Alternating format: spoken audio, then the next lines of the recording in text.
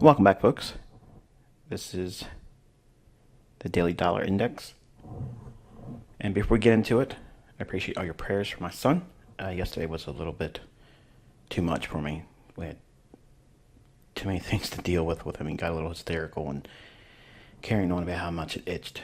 So I'm not sure what triggered it, but thankfully, all day today, there hasn't been any breakouts. So hives are pretty much harmless, but we were concerned because he was having issues with his breathing too on top of it. So not sure what that was all about, but I thank you very much for your prayers.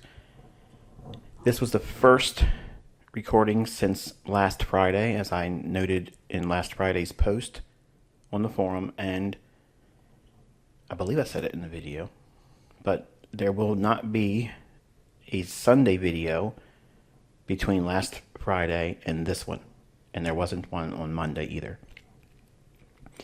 So I stated that Friday's video was the weekend commentary. I'm going to try to do that going forward because it's summertime, and while the children are out of school, I need to make sure that the weekend is available for my family. So back into dollar index. It's going to be a rather brief review. I'm a little out of focus, so hopefully this will get me back in sync with things, and I'll make it up for you tomorrow. All right, so we have the volume imbalance in here, the premium high, discount low. On Monday, completely closed that in, traded through a little bit. And then today, on Tuesday, we had the market run up into the mean threshold of the last up close candle here. That's that level. So just be mindful that these levels are what we'll be referring to on the lower time frame should you see them in the charts. I think that we're going to continue, unless we completely break down. I think we're going to try to run at least the rejection block, which is the highest up close candle on this price level, and in the high here. It just looks like that's what they're going to try to do with it. Dropping into the hourly chart, volume imbalance, discount low, volume imbalance, premium high, mean threshold, bearish order block. Now when I say bearish order block, I've resisted saying it on the daily chart because I'm not trying to imply that that's a top or that's a sell or something is bearish because I'm saying bearish order block. Invariably, if I say bearish order block or bullish order block, the first idea that jumps in your head is, okay, he's hinting at it's bearish or it's bullish relative to my referencing a particular order block. It's just simply the next PD array on the premium side. And then we've already traded to the mean threshold of that daily bearish order block. So we have to consider what? Its closing price, because it's the highest up close. That's the rejection block. Then the old high itself. So these are the only levels right now that are salient, and we'll just work with that. So on Monday, we've seen price rally first and drop back down into relative equal lows here, which are more meaningful on a 15-minute time frame, but they will be outside the scope of our discussion now. The market rallied up, consolidated around the premium high of the volume imbalance. We traded back down in, sweeping it, and then pressed higher after running these relative equal highs. Went right to the mean threshold of the last up close candle on the daily chart. The bodies are just outside of the mean threshold, but that's fine. And then we finally saw a little bit of a retracement in here. So be mindful of this last down close candle. All of these down close candles are consecutively considered one bullish order block. But I like the idea of it coming back into here as a reclaimed order block because we've seen it trade into it here, then repriced higher. We could drop back down in, and this would be a reclaimed order block. And I would like to see it support price and not necessarily need to come back down and touch the premium high of the volume imbalance on the daily chart. All right, on the 15-minute time frame for dollar index, you can see we had market run up initially, and then it broke down. And the decline actually took a little bit longer before turning, moving higher, than I like to see. Because sometimes the kill zones are just violated a little bit. So we don't like to see 5 a.m. breached but sometimes it will, and we have that occurring here.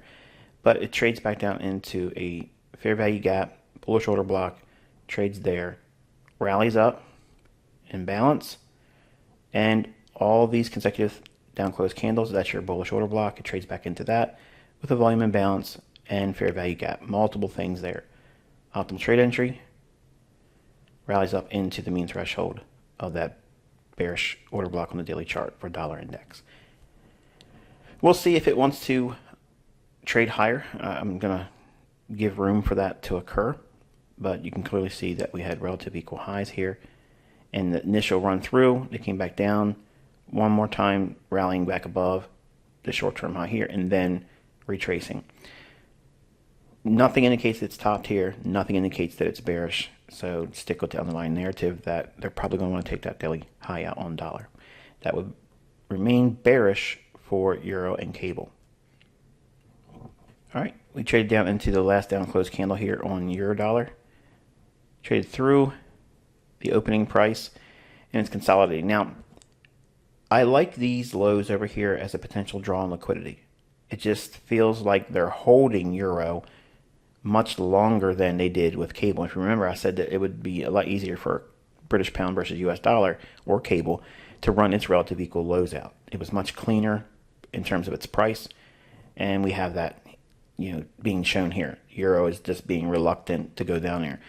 At some point, I believe it's going to trade down there, and it might do so in big ranges, in a faster range delivery than what we saw in British pound versus US dollar.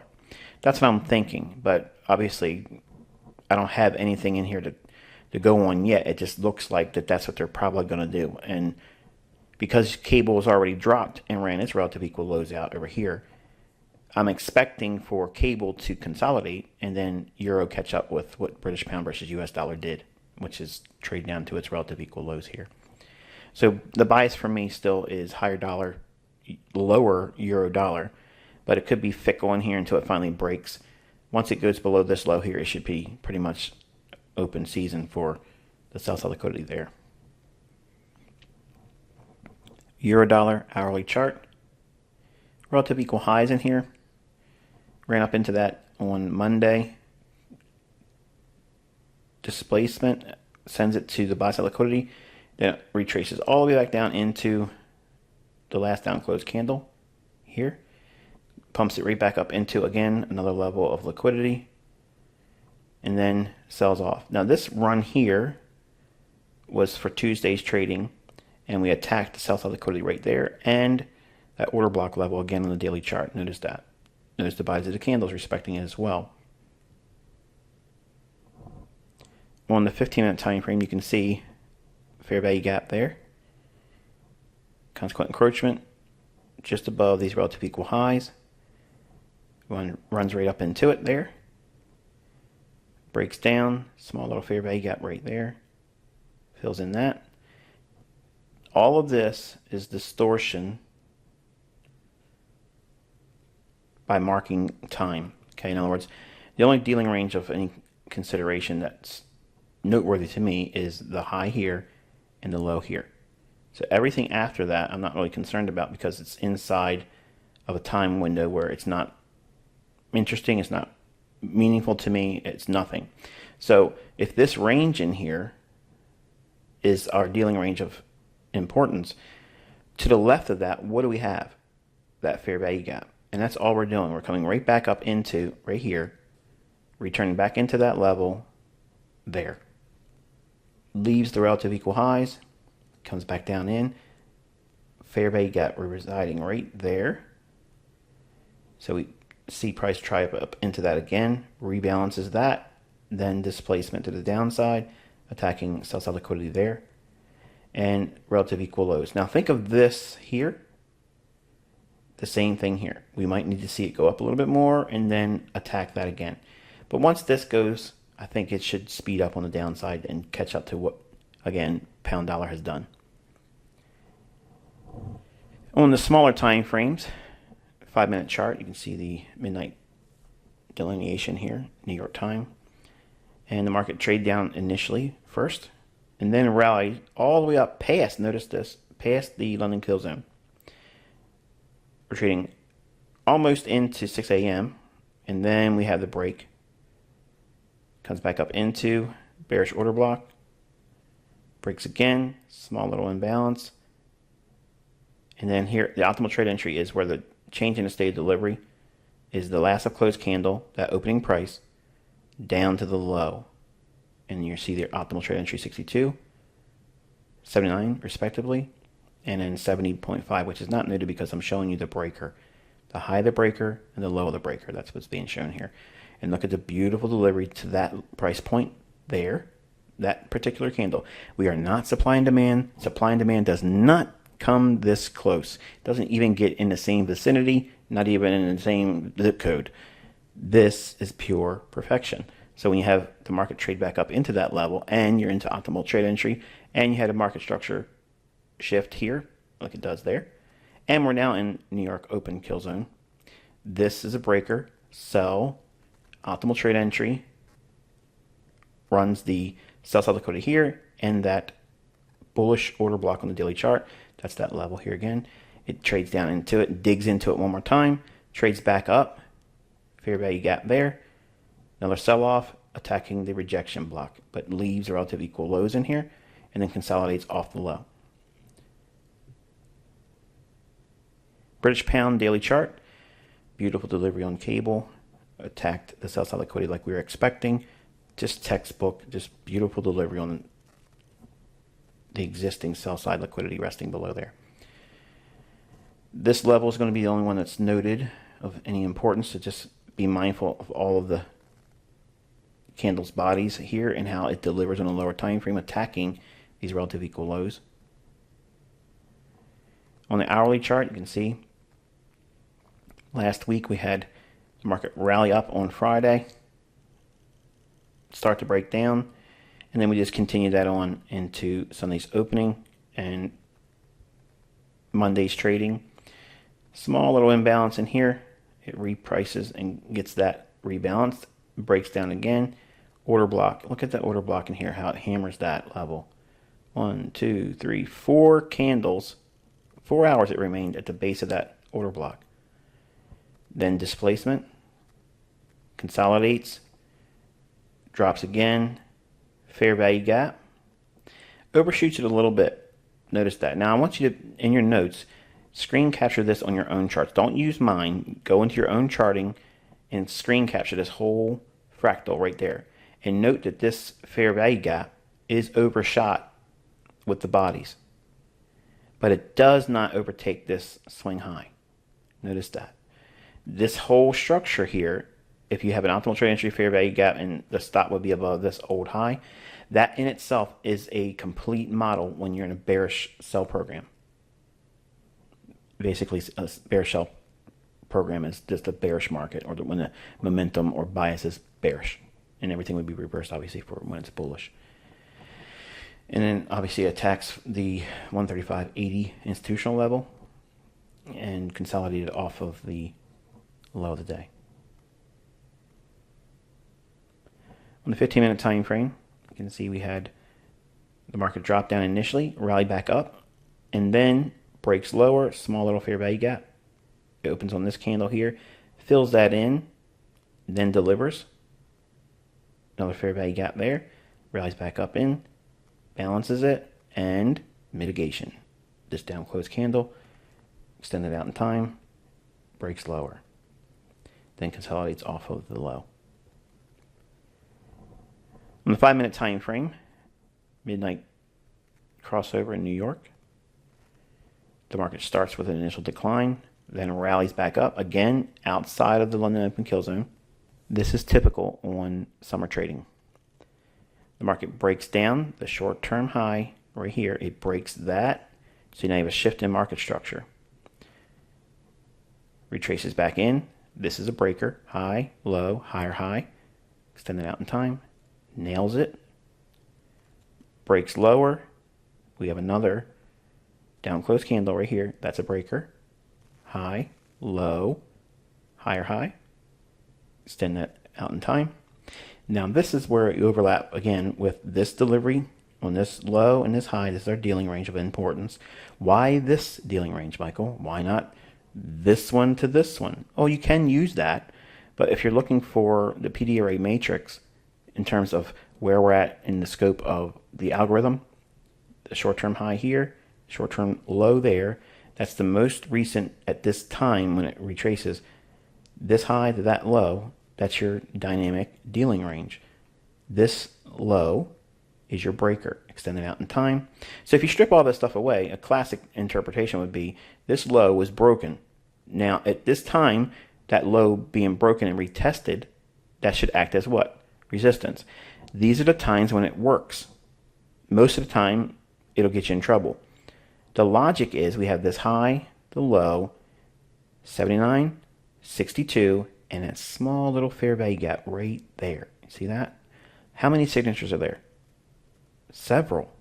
And we're inside the New York kill zone. And we have the classic support broken turn resistance theory. Okay? So retail logic is just tagging on for the ride, but not the sole basis for the idea that this market's going to drop from there. Sell liquidity there. We drop down. We could create a short-term low there. Rallies off of it. Anytime it trades below that again, that'll be another area for partials. We create a short-term low here. If it trades down below that, that'll be an opportunity for a partial. This short-term low here, as soon as this candle closes, if we trade down below that, that'll be an opportunity to trade and take a partial as well and into the -1 standard deviation on the fib. Again, measuring the opening price here. Why? Because as soon as we crossed over that there, this is when the change in the state of delivery occurs, right there. So we want to mark that. Classic retail logic would be anchor your fib here to here. Okay, great, but you're not getting optimal trade entry. This is optimal trade entry because I'm bringing in interbank logic, I'm bringing in algorithmic theory, I'm basically providing you the x-ray view of what's going on. And it's giving you the highlighted area, which is 62 and 79, which is essentially a short-term overbought. That's all it's indicating, okay? But if it's occurring within PD array inside there, like it does here, fair value gap and breaker, man, that's just easy pickings. And selling short here, taking partials here, here, and any of these opportunities where I taught you running down equity. When you're short, anytime short-term lows are broken, you take a partial there. Train yourself to do that. And over time, and by experience, you'll learn how much you're going to take off, and you'll just basically flesh out your own model, and it'll be uniquely yours, not necessarily anything that I've given you, because like I've stated many times, my weakest area is my exits, and that might become your strength. And that's what a good mentor tries to do. I expose to you very well openly where I'm weak, my exits. Okay, I'm never going to be satisfied with it. I can get good exits, but I'm not satisfied. You may, as my students, become better at that, and I would be honored and so proud to have that occur in even one of you. But I'm certain that there's so many of you now that you're going to probably come up with a better way of formulating a strategy that fits you well. And if it's shared with me and I like it, I might adopt it. I'm not too proud to say that I couldn't learn from a student that designs the absolute best exit strategy that I have yet to determine for myself. So I'm trying to be as real as I possibly can. I hope you can appreciate that. But that's just going to be it for today. Not really a whole lot in terms of teaching, just a review, because I've been out of the charts for a couple of days now. So I'm going to try to get back into it tomorrow and do some live tape reading, and maybe we'll get something to share in terms of a lesson. Until I talk to you tomorrow, be safe.